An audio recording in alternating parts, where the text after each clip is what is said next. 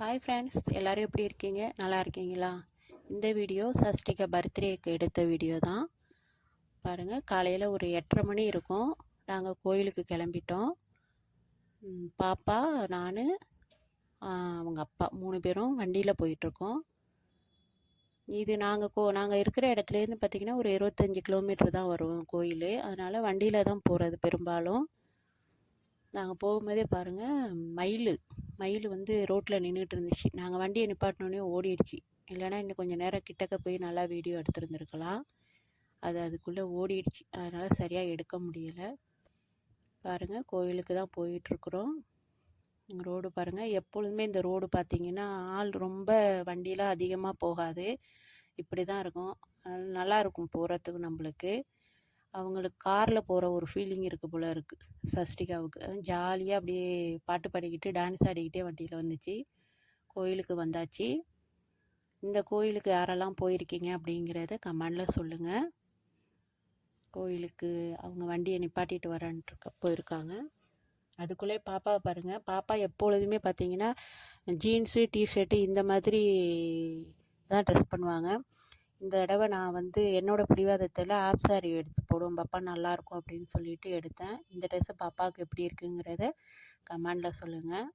அர்ச்சனை சீட்டு வாங்க போனோம். அங்கே ஆள் இல்லை, அவங்க வெளியில் போயிட்டாங்க, சாப்பிட போயிட்டாங்க அப்படின்னாங்க. அதனால் வெயிட் பண்ணிகிட்ருக்கோம். கூட்டமாக இருக்கும் அப்படின்னு நினச்சி தான் நாங்கள் வந்தோம். ஆனால் கூட்டம் இல்லை.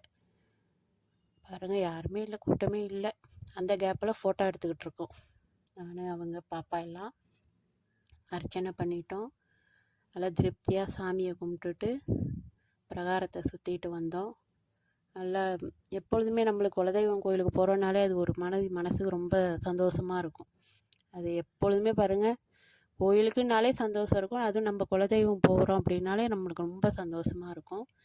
சாமியை கும்பிட்டுட்டு பாப்பா அவங்க கையாலேயே உண்டியலில் காசை போட்டு சொன்னோம். போட்டுட்டு கொஞ்சம் நேரம் உட்காந்துருந்துட்டு போவோன்னு உட்காந்தோம். அவங்க எப்பொழுதுமே அர்ச்சனை பண்ணாங்கன்னா பாருங்கள், தேங்காயை வந்து அங்கேயே உடச்சி சாப்பிட்ருவாங்க. வீட்டுக்கே நாங்கள் தேங்காய் எடுத்துகிட்டு வரோம்னா அங்கேயே உடச்சி அங்கேயே சாப்பிட்ருவாங்க. ஃபங்க்ஷன் ஒன்று சொல்லியிருந்தேன் இல்லையா, அந்த ஃபங்க்ஷனில் வந்து பிரசாதம் கொடுத்தாங்க. அதை வாங்கி சாப்பிட்டுட்டு கொஞ்சம் நேரம் உட்காந்துருந்துட்டு போவோம் அப்படின்னு உட்காந்தோம். இந்த கோயிலுக்கு யாரெல்லாம் போயிருக்கீங்க அப்படிங்கிறத சொல்லுங்கள்.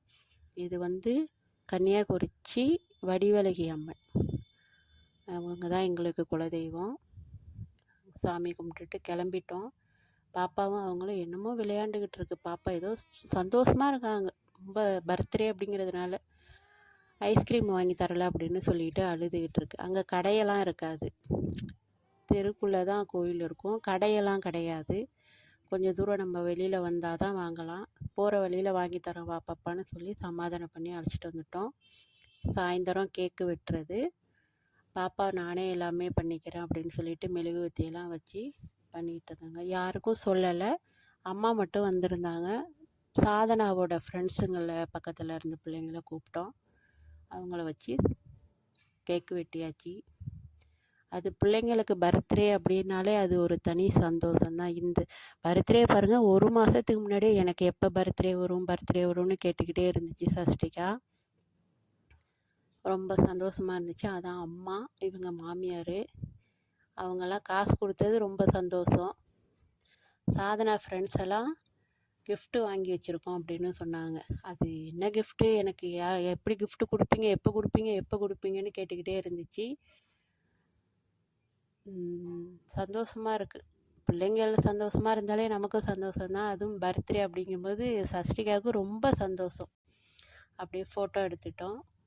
ஃபோட்டோ எடுத்துகிட்டு சாதனா ஃப்ரெண்ட்ஸ் எல்லாம் கிஃப்ட்டு வந்து ஒரு 2 பாப்பாவும் டைரி மில்க் வாங்கி கொடுத்தாங்க. சாதனா வந்து சின்ன ஒரு பொம்மை ஒன்று வாங்கி கொடுத்தது. ரொம்ப சந்தோஷமாக இருக்குது. அது ஜாலியாக சிரிச்சுக்கிட்டே இருக்குவார்.